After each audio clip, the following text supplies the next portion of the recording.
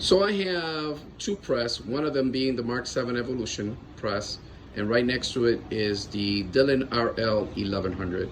I'm going to go ahead and explain my die setup and the reason I have my die set up the way they are.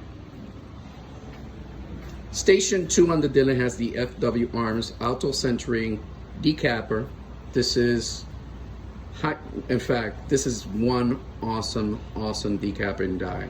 Highly recommend it. Sway station, I have the Lee U die.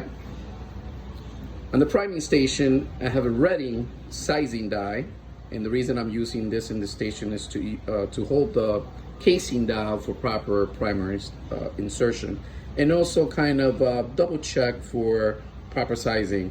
And the reason I'm using the Reading is because I don't have a Lee U die, but I'm going to be changing this Reading die to a Lee U die pretty soon. Powder drop, bullet drop, Reading cedar, Lee crimp die.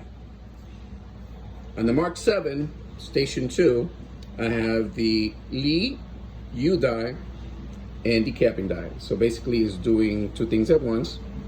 Sway station, I have a Mighty Armory die, which I'm going to be changing pretty soon. I'm going to be switching the Lee U die to Station 3, and I'm going to replace this with an FW arms die. Well, basically the decapping die. On the primer station, I use a Lee U die again because I like to resize twice because I'm anal like that and I like accuracy. So I like things done right. Right next to it, I have a Lyman die, which is the flare die, powder drop. This station is empty right here, which I'm going to be using pretty soon a powder check system die. Bullet drop, two Reading dies, one being the cedar, one being the crimper.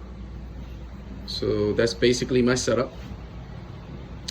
Both presses are awesome, and like anything in the world, especially when it comes to mechanical devices, sometimes you need to work out their quirks and get them dialed in properly. So once they're both dialed in, or your press is dialed in, it should be 99% reliable. So there you go, guys. This is my setup.